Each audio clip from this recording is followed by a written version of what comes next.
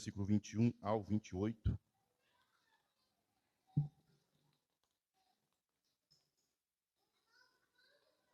Amém?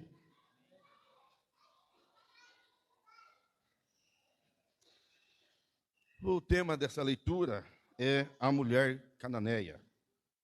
Saindo dali, Jesus foi para a região de Tiro e Sidom. E eis que uma mulher cananeia, que tinha vindo daqueles lados, clamava: Senhor, filho de Davi, tenha compaixão de mim. Minha filha está horrivelmente endemoniada. Jesus, porém, não lhe respondeu palavra. Então os seus discípulos, aproximando-se, disseram: Mande-a embora, pois vem gritando atrás de nós. Mas Jesus respondeu: Não fui enviado senão as ovelhas perdidas da casa de Israel. Ela, porém, veio e o adorou, dizendo: Senhor, me ajude. Jesus respondeu: Não é correto pegar o pão dos filhos e jogá-lo aos cachorrinhos. A mulher disse: É verdade, Senhor. Pois os cachorrinhos comem das migalhas que caem da mesa dos seus donos. Na verdade, a leitura correta aqui é verdade. Senhor, pois os cachorrinhos comem das migalhas que caem da mesa dos seus donos. Então Jesus exclamou: Mulher, que grande fé você tem, que seja feito como você quer. E desde aquele momento, a filha dela ficou curada. Vamos orar antes de oração?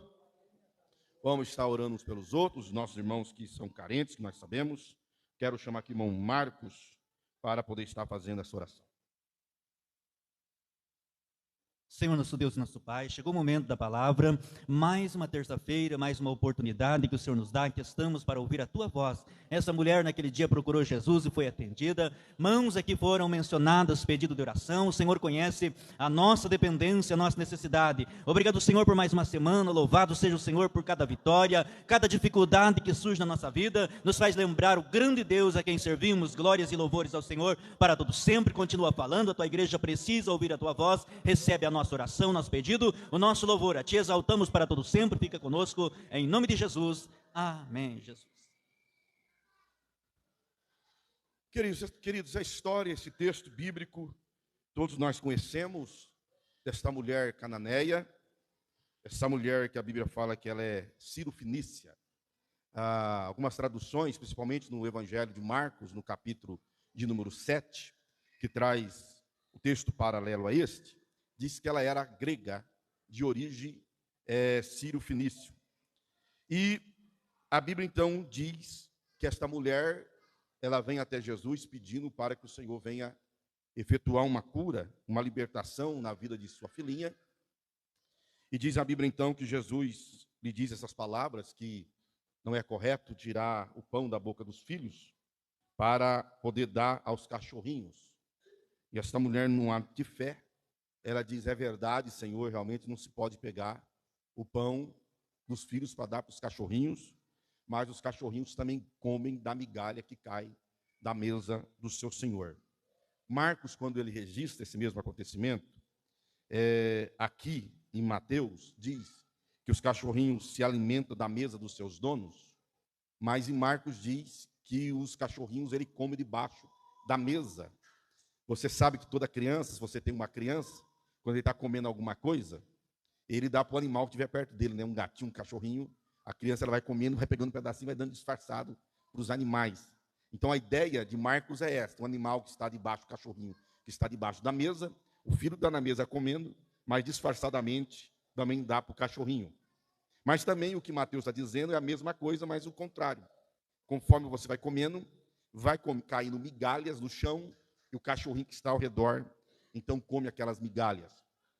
Jesus então diz que é grande a fé da mulher e efetua a cura, a libertação na vida da menina desta mulher.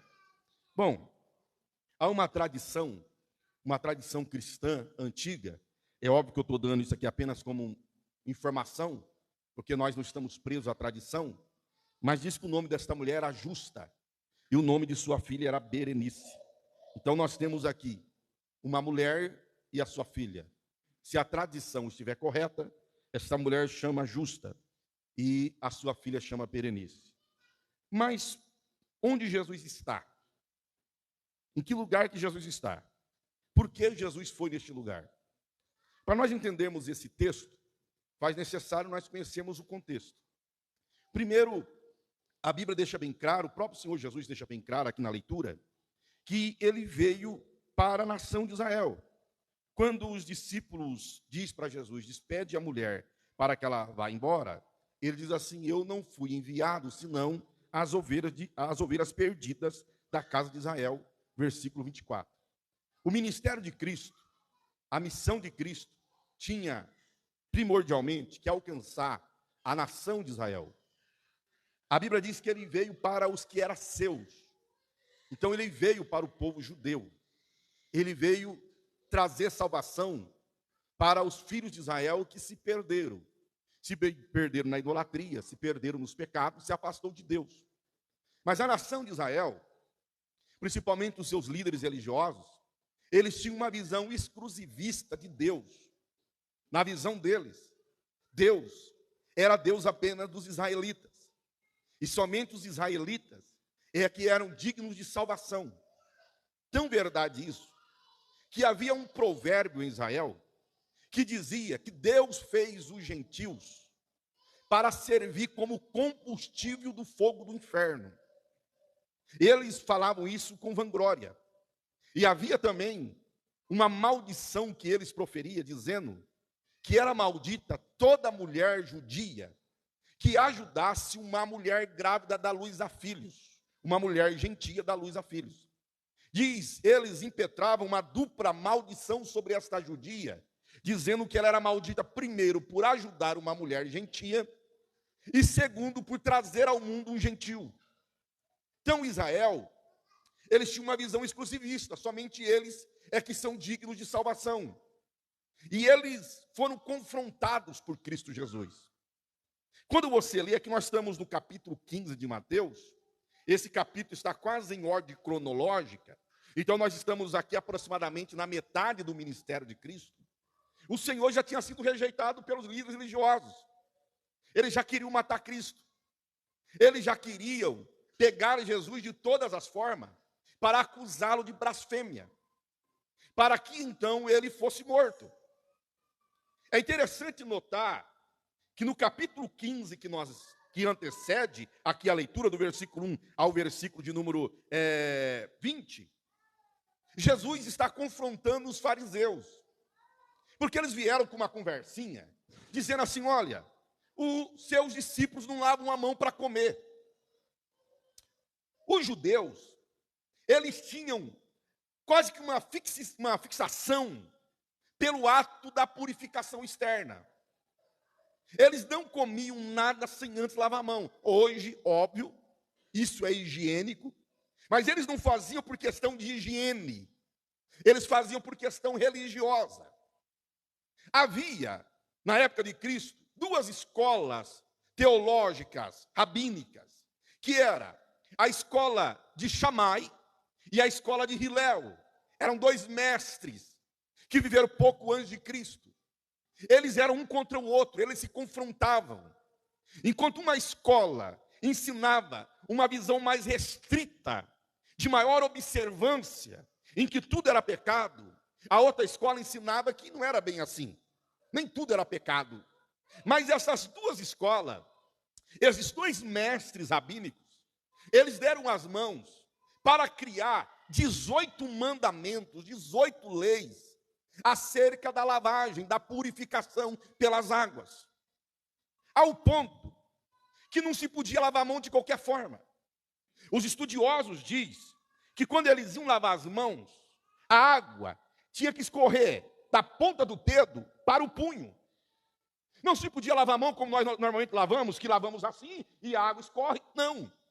Uma mão tinha que esfregar a outra e a água tinha que escorrer da ponta do dedo ao pulso. Porque se corresse ao contrário, eles diziam que a mão continuava suja do mesmo jeito. Eles tinham essa preocupação, essa fixação por lavar as mãos, por purificar. E eles tinham essa visão exclusivista que eles eram filhos de Deus e todos os gentios eram filhos do diabo. Era eles que chamavam os gentios de cães.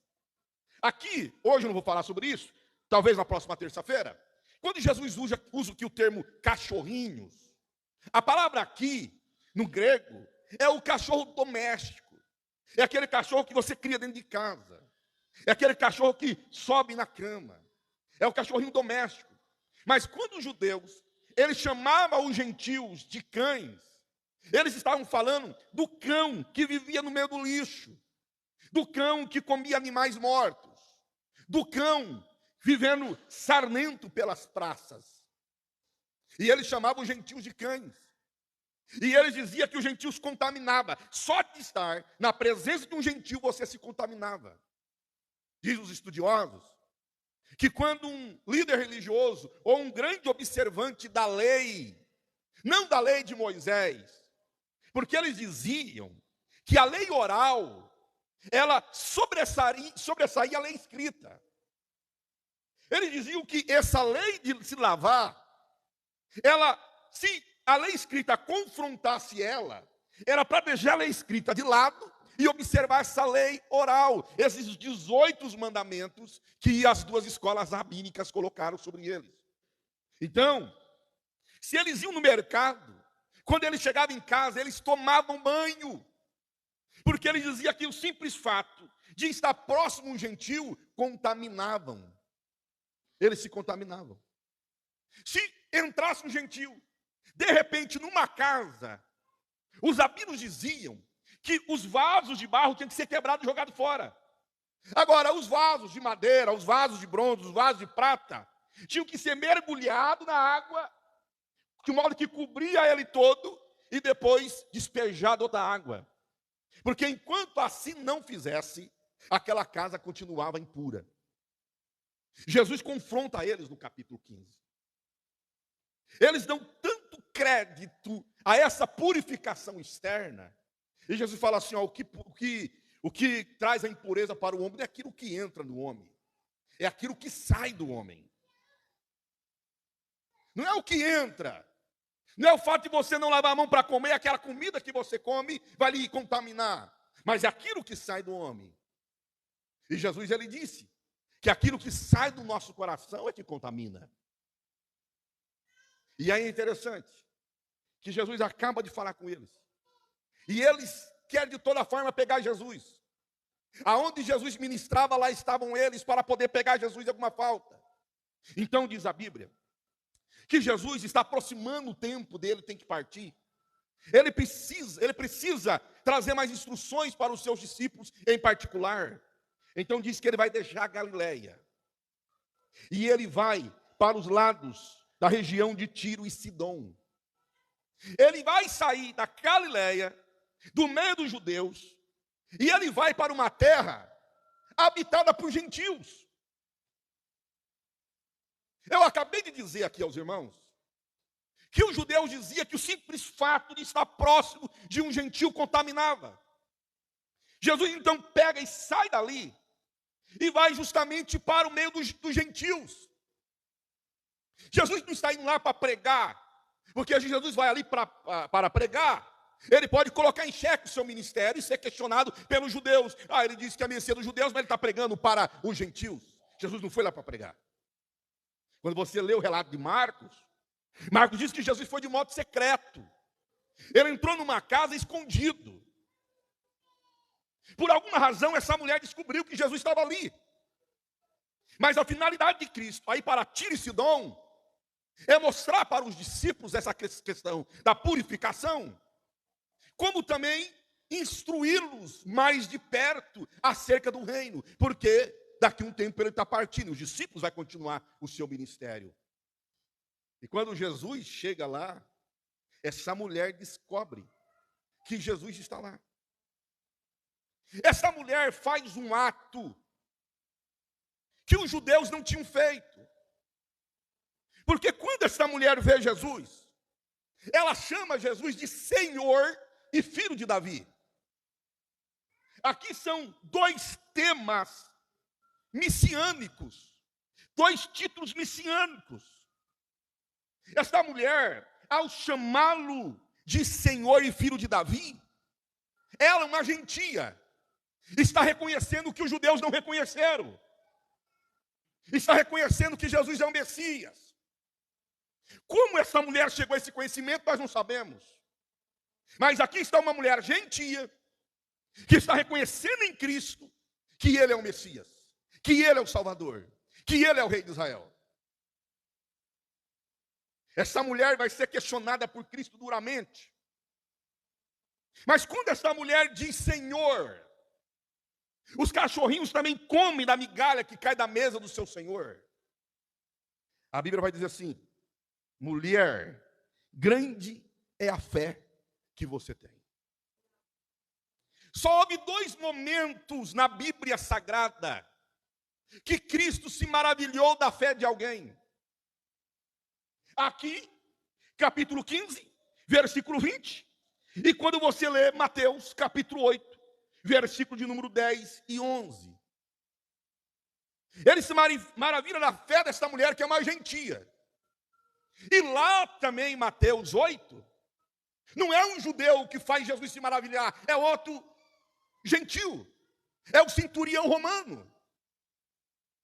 Quando ele diz para Jesus: Senhor, eu não sou digno que tu entre na minha casa, mas ordene apenas uma palavra e o meu servo será curado. Jesus diz assim, em verdade vos digo, que nem mesmo em Israel encontrei fé como esta. As únicas 2 vezes, eu volto a repetir para você, em que Jesus se maravilhou da fé de alguém, Ele não está falando de um filho de Abraão, Ele não está falando de um descendente de Abraão, Ele está falando de um gentil, o centurião e a mulher cananeia. A fé que Cristo não encontrou em Israel, Cristo encontrou fora dos termos de Israel. E eu quero parar nesta noite para falar com os irmãos sobre isso. Que muitas vezes a fé verdadeira se encontra em lugares que nós sequer imaginamos. O judeu dizia: a fé verdadeira está entre nós. Nós somos descendentes de Abraão. Mas a fé verdadeira não foi encontrada entre eles. Foi encontrada numa mulher cananeia. Numa mulher que vinha de uma descendência, de uma linhagem amaldiçoada. Descendia de Cã. E Cã fora amaldiçoado por seu pai, Noé. Mas naquela região gentílica, naquela região onde os judeus diziam que eram cães, que os judeus diziam que eles contaminavam, naquela região, Jesus encontra a verdadeira fé. Muitas vezes nós ficamos enganados, presos nos nossos dogmas, presos nas nossas tradições, achando que nós temos a fé verdadeira, achando que porque nós descendemos de uma determinada linhagem, nós que somos crentes, nós que somos verdadeiros, nós que temos uma fé perfeita, todos os demais são pecadores miseráveis que vão para o inferno. Quanto muitas vezes nós estamos como os filhos de Israel, enganados. Uma descendência não traz salvação. A observância de uma tradição não traz salvação. A observância de um dogma não traz salvação. O que é que traz salvação? A fé perfeita em Cristo Jesus. É a fé perfeita que não se encontra em pessoas autossuficientes, que não se encontra em fariseus, que não se encontra em pessoas que vivem de aparência. É essa fé verdadeira que muitas vezes está no coração de alguém que nós chamamos de cachorrinho, de miserável, mas que cai aos pés do Senhor em verdadeira adoração e gratidão a Ele. E nós enganamos. Ah não, porque 30 anos, 40 anos, era assim que vivia. É assim que tem que viver. A igreja está cheia de fariseu. Pessoas que acham que a tradição é maior do que a palavra. Pessoas que põem a tradição acima da Bíblia Sagrada. E ensinam o que não está na Bíblia, proíbem o que não está na Bíblia e liberam o que não está na Bíblia. Vivem de aparência. Jesus fala assim: esse povo me honra com seus lábios, mas o coração está longe de mim. E nós achamos que porque nós descendemos de tal fundador, nós somos o bambambam e nós estamos certos. E nós começamos a acreditar que é o ambiente em que nós vivemos é que nos traz a fé.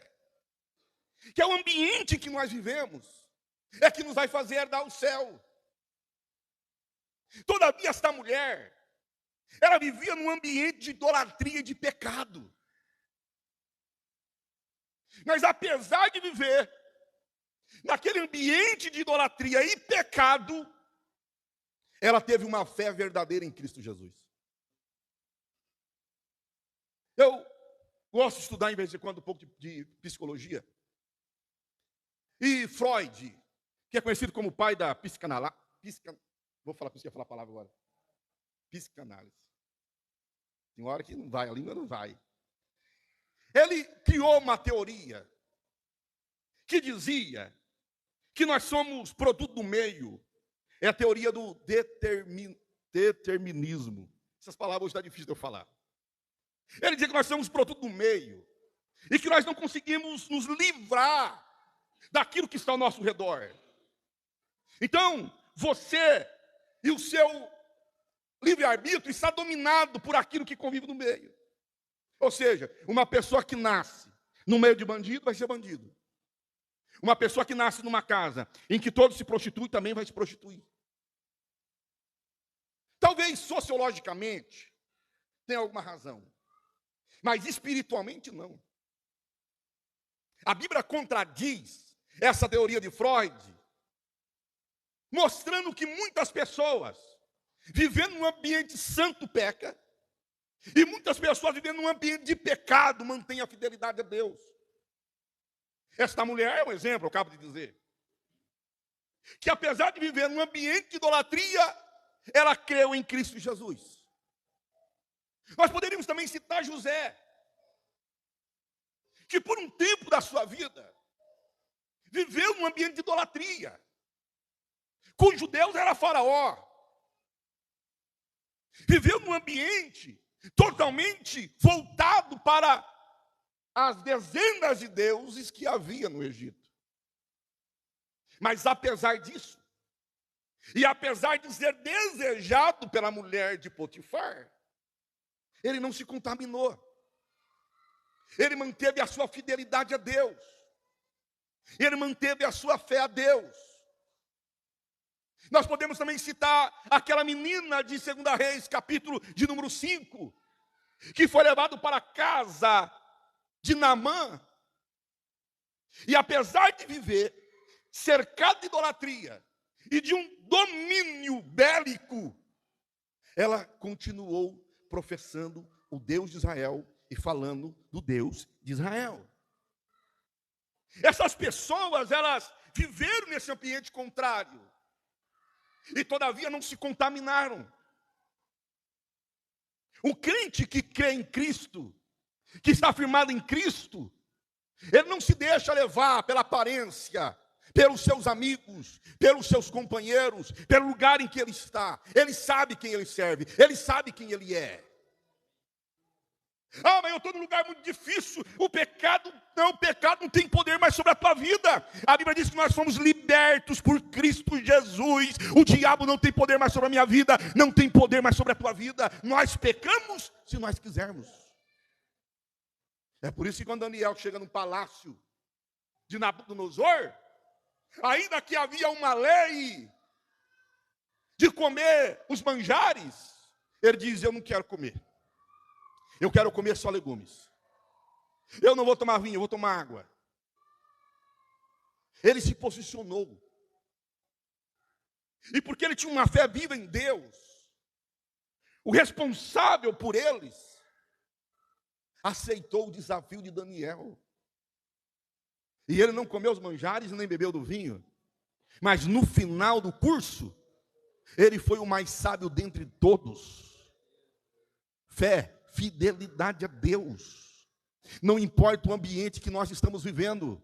Se nós somos servos de Deus, nós sobressaímos, a nossa luz brilha, a glória de Deus resplandece, e quem está ao nosso redor também contempla a misericórdia de Deus. Mas o outro lado também é verdadeiro. Tem muitas pessoas que vivem no meio do lugar santo, mas é miserável pecador. Queridos, Adão não pecou numa praça pública. Adão pecou no paraíso. Não foi lá no Getsemane que ele pecou. Não foi com uma espada no pescoço dele que ele pecou. Ele pecou no paraíso onde não tinha pecado. Nós temos exemplos na Bíblia. A Bíblia vai dizer de um homem chamado Doeg. Esse homem, Doeg, ele era o maioral dos pastores de Saul. A Bíblia diz que quando Davi está fugindo de Saul, ele passa pelos o sacerdote, pelo o tabernáculo, ele pede pão.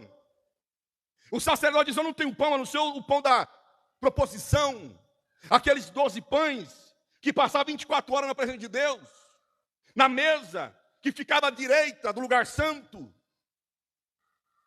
Davi diz: não, eu estou a serviço de Deus, eu posso comer, eu e os meus moços, nós não deitamos com mulher desde ontem. O sacerdote deu uma espada, aí tinha espada de Golias, ele pega.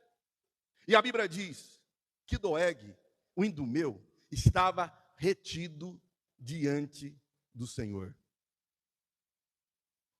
Ou era um dia de adoração, ou era um dia de consagração, ou ele estava ali porque ele tinha cometido algum pecado, e ele tinha que passar aquele tempo retido ali no tabernáculo para se purificar.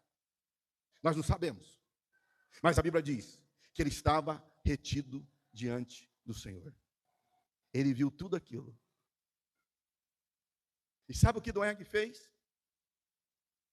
Depois de passar um dia retido diante do Senhor, sem nenhum temor, sem nenhum medo, ele mata 85 sacerdotes de Deus.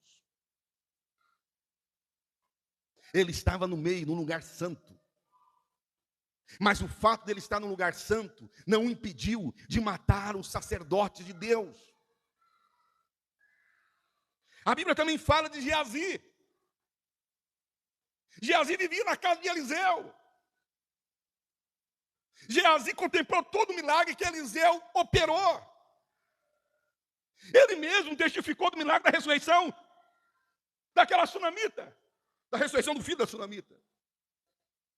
Todavia, a Bíblia diz que quando Eliseu não quis receber os presentes de Naamã, quando Naamã sai após ser curado, ele corre atrás de Naamã, pedindo os presentes, mentindo, dizendo que o homem de Deus havia mandado ele lá buscar.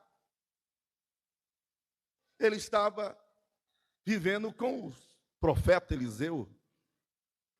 Mas o fato de ele viver num lugar consagrado não o impediu de mentir, não o impediu de usar de engano. A Bíblia fala de Judas. Judas, desde os primórdios do ministério de Cristo, ele estava junto com Cristo, contemplando todos os milagres que Cristo operava. E ele mesmo assim estava roubando. E apesar de ver tudo que Cristo ensinou e pregou, ele deixou que o demônio possuísse ele, e ele traiu Jesus. Se o lugar ímpio não tem poder para nos contaminar, se nós tivermos uma fé viva, não é só porque eu estou no lugar santo que eu vou ser santo. A igreja está cheia de filho de crente, mas não crente em Cristo Jesus.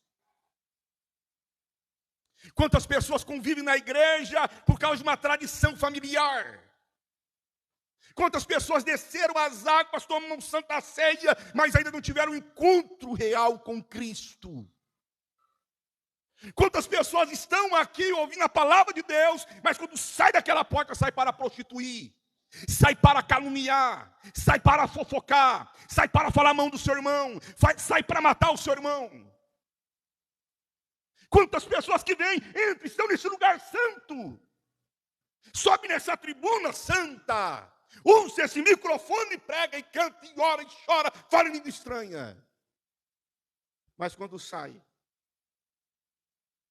ele continua o velho homem de sempre, comprando e não pagando, pegando emprestado e não pagando, mentindo, roubando, fofocando, caluniando, prostituindo, adulterando, e acha que está enganando Deus. Acha que está enganando Deus. Está vivendo o auto-engano de se enganar, achando que está enganando Deus. Está criticando os outros, que não vive a aparência que ele vive, mas não tem a fé daquele que ele critica tem.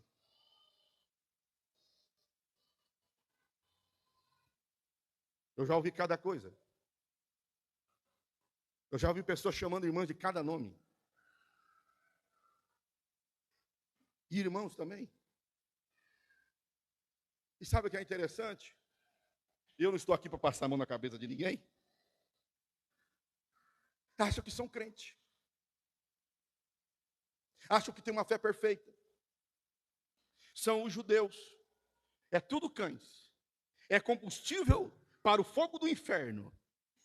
E não sabe que eles mesmos é que estão caminhando para o inferno, enquanto aqueles que ele critica estão caminhando para o céu. Jesus não nos chamou para viver uma vida de aparência, ainda que nós devemos ter aparência de crente.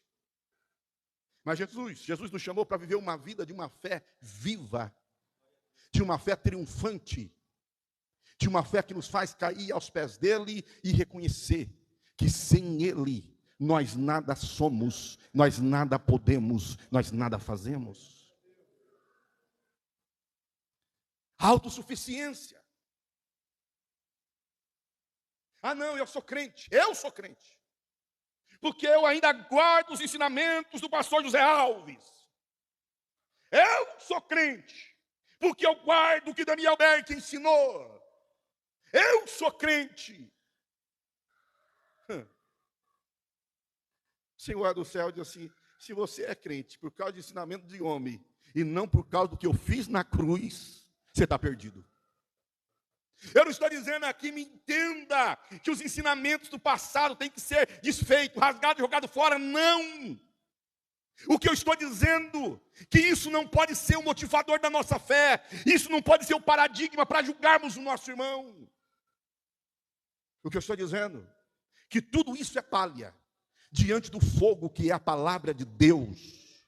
E esta palavra que nos ensina como chegar ao céu, não é a tradição humana, não é a tradição de homens, é a palavra poderosa do Senhor, que diz que é mais afiada do que a espada de dois gumes, que penetra na divisão da alma e do espírito, das juntas e medulas, e é apta para discernir o pensamento do homem e a intenção do seu coração. É esta palavra.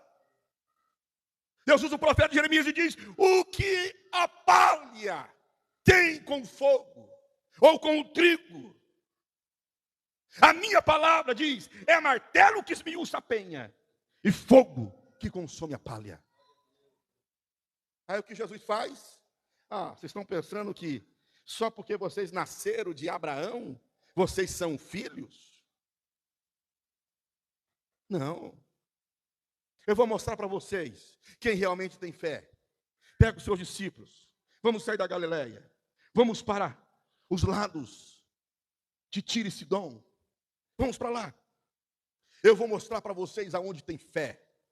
A fé, ela brota no coração de alguém que olha para si e se considera tão miserável, tão pecador, que rebaixa, como um cachorrinho que se rebaixa diante da mesa, na expectativa de ainda de não ser filho, de ainda que não é merecedor, mas que cai alguma coisa para ele também saciar a sua fome. É esse Jesus diz, que alcança a benevolência de Deus. que alcança a misericórdia de Deus, que alcança a salvação vinda de Deus. Mas nós somos tão santos, né, irmãos? Nós somos tão santos. Nós somos tão perfeitos que nós podemos olhar para o nosso irmão e julgá-lo, porque não vive a vida que nós vivemos. Domingo agora eu estava pregando na igreja Batista de Itapira. Há 13 anos que eu prego naquela igreja todo janeiro. E eu lembro que a primeira vez que eu preguei naquela igreja, eu disse: o que eu estou fazendo aqui, Jesus? Na primeira vez, vocês sabem que a Batista ninguém senta em púlpito. Se senta na nave da igreja, a primeira fileira de cadeira da igreja, da nave, é onde os pastores sentam. E eu estou sentadinho lá com a minha esposa, e de repente as luzes se apagam, porque os jovens iam fazer uma apresentação,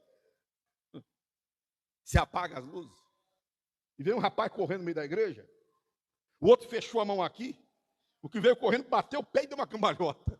Falei: Jesus, o que eu estou fazendo aqui?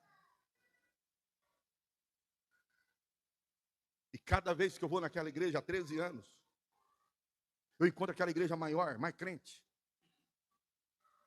E lá na hora da palavra ninguém levanta. É uma hora de palavra, ninguém levanta. Ninguém fica conversando. A pessoa fica vidrada em você te ouvindo. Quando chega no final, e pessoas vêm na frente chorando, lágrimas caindo copiosamente. Aí você fala assim: Jesus, com uma manifestação dessa da graça de Deus, como pode alguém julgá-los porque eles não vivem o costume que nós vivemos?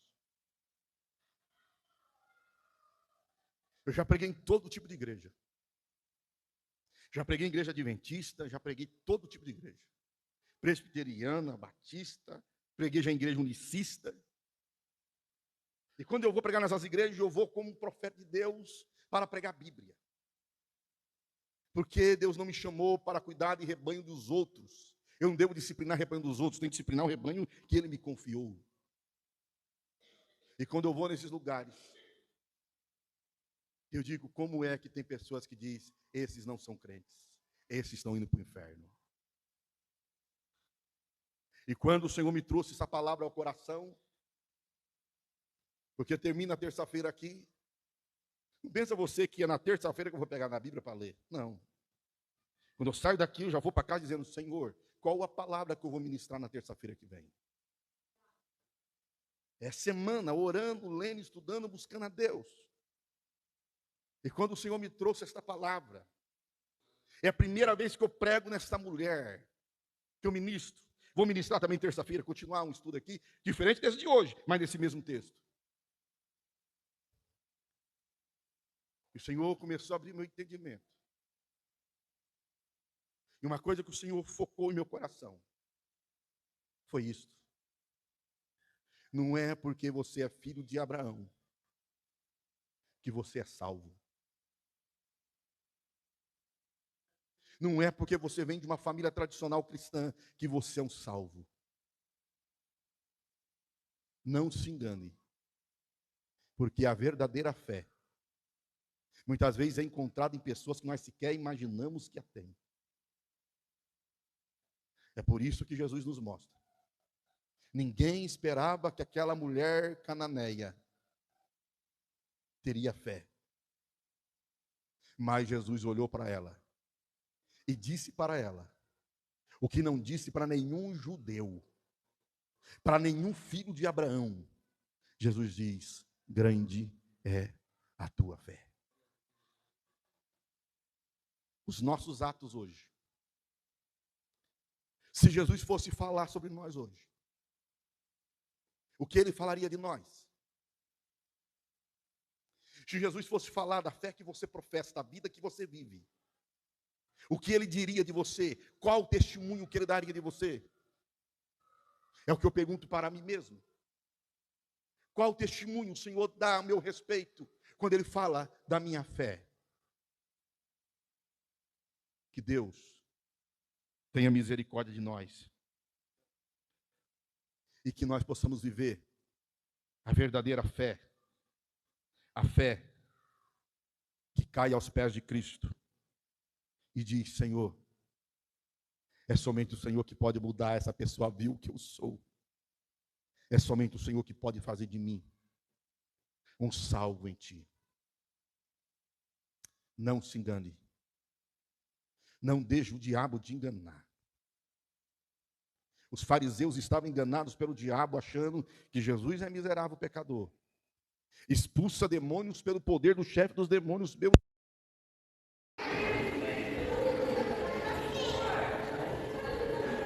Morreram. E certamente todos deles encontraram a salvação em Cristo. Não se engane. Deixe que a palavra de Deus, a pura, perfeita palavra, possa moldar a tua vida para você ser realmente um filho de Deus. Quantos podem levantar a mão e dizer amém?